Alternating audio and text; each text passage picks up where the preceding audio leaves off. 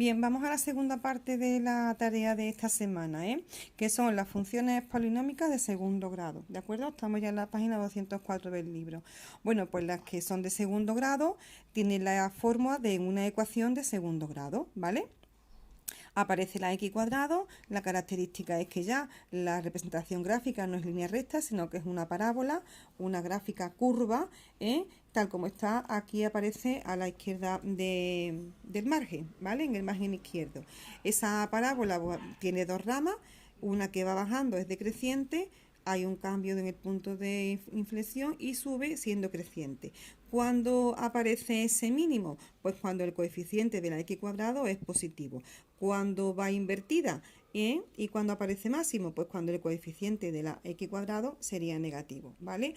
¿Qué características importantes tienen este tipo de funciones? Pues primero, van a ser continuas siempre en todos los números reales y hay que identificar su vértice, que es el punto donde pasa de máximo a mínimo o de mínimo a máximo, y luego el eje de simetría, que siempre es el eje que va a dividir a esa parábola por la mitad. ¿De acuerdo? En este ejemplo que tenemos aquí, el eje de simetría pues sería el mismo eje Y. ¿Vale? Entonces, como estas funciones parabólicas de segundo grado, que también se llaman cuadráticas, equivalen a una ecuación de segundo grado, vamos a tener también diferentes parábolas. Entonces, según la ecuación de segundo grado sea completa o incompleta. El primer tipo es que solamente aparezca la x cuadrado. Entonces le faltaría el término de x y el término independiente. Esta tiene como característica que el vértice de esa parábola siempre va a ser el punto 0, 0. Este tipo de funciones, donde solamente aparece la x cuadrado, siempre van a pasar por el 0, 0. Ese es su vértice, ¿de acuerdo? Y ahora ya, en el primer caso, como el coeficiente 1/2 es positivo, la parábola iría subiendo. Decrece, mínimo y creciente, ¿de acuerdo? En este segundo ejemplo, como el coeficiente es negativo, pues entonces habrá un máximo. Empieza creciendo, llega al máximo y sigue decreciendo, ¿de acuerdo? Y ya para representarla iremos dando valores de x, que es la variable independiente, según nos convenga, ¿de acuerdo? Entonces aquí a la x pues le ha dado -2, le ha dado -1, le ha dado 0, le ha dado 1 y le ha dado 2. En cada ecuación sustituyo ese valor de x y calculo la y, ¿vale? Si yo en la primera ecuación pongo -2, pues -2 al cuadrado es 4, que entre 2 es 2, ¿de acuerdo? Luego el primer punto sería -2, 2 y se representaría. Así haríamos con las dos. Luego, primer tipo de parábola donde solamente haya un término, el cuadrado. En ese caso, el vértice, siempre que nos quede claro, es el 0, 0 y el eje de simetría es el mismo eje Y, ¿de acuerdo? Otro tipo.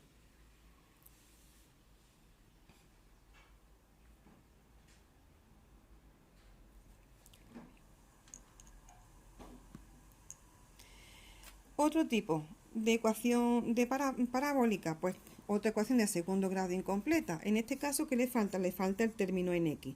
Tiene el término cuadrado y el término independiente.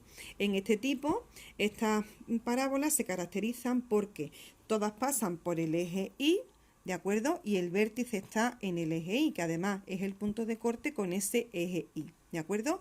El término independiente, más 2 aquí en este caso y -1 en este caso, pues me dará el punto de corte con ese eje Y. Si aquí la x es 0, pues la y vale 2. Y el 0, 2 estaría aquí. Con lo cual, ahí está el vértice de esa parábola. Aquí para la x es 0, la y valdrá -1. Pues lo colocamos, ¿vale? La tabla de valores, pues exactamente igual que antes. Yo voy dándole valores a la x como variable independiente. Me llevo aquí lo que yo le diga que vale la x y calculo la y. ¿De acuerdo? Pues entonces ya colocando los puntos podré trazar la parábola. En este caso, como el coeficiente de la x cuadrado y de la x cuadrado es positivo, ambas parábolas van sus ramas hacia arriba, van decreciendo y luego creciendo. Ambas tienen un mínimo, ¿de acuerdo? Otro ejemplo, pues donde le falte el término independiente, ¿de acuerdo? En este caso, para calcular el vértice, pues tendríamos que tener en cuenta esta formulita, ¿vale?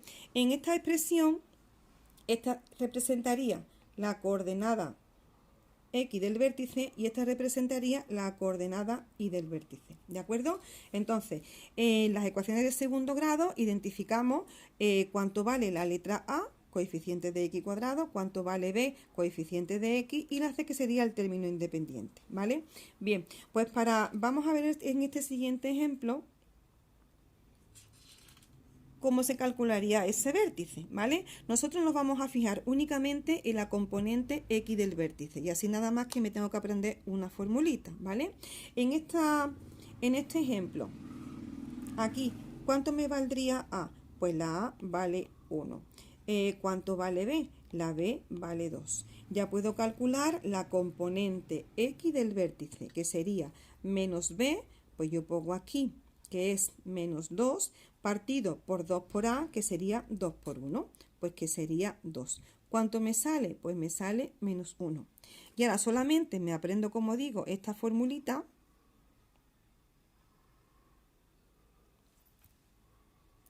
Y ahora ese menos 1, que lo he ensuciado, me lo llevo a la expresión de la fórmula, ¿vale? Donde ponga X yo pongo menos 1. Y me quedaría que la componente Y del vértice sería menos 1 al cuadrado más 2 por menos 1. Y operamos, que me sale menos 1 por menos 1 sería 1, más por menos menos, que sería 2. Y me queda menos 1. Y ya tengo que el vértice tiene de componente menos 1 de la X y menos 1 de la Y. Y ese punto sería este.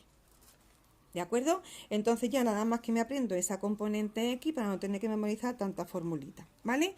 Otro ejemplo.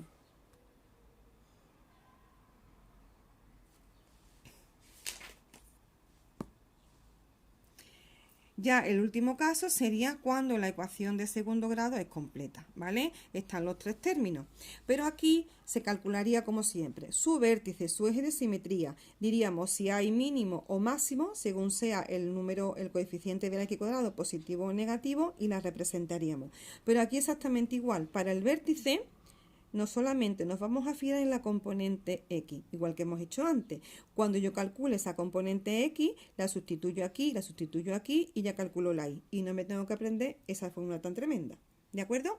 Vamos a estudiar, bueno, os voy a comentar una cosita por si alguien repasa en el saber hacer de la página siguiente. ¿Vale? Que tenemos aquí dos tipos de parábolas, de funciones cuadráticas. Son ambas completas, ¿vale? Aquí la A valdría 1, la B valdría menos 1 y la C valdría menos 6. Aquí la A valdría menos 2, la B menos 5 y la C menos 3, ¿de acuerdo? Pues para el vértice solamente, como digo, nos fijamos aquí. Una vez que yo tenga esta componente, la sustituyo para calcularla ahí. No me tengo que estudiar esta, ¿eh? Ahora haremos uno. Y luego, si alguien representa o repasa por aquí, deciros que están confundidas, ¿vale? Esta línea, esta gráfica azul, veis que es un mínimo, hay un máximo, perdón, empieza creciendo, llega al máximo y decrece. Esto significa que el coeficiente de la X es negativo, con lo cual esta función es esta.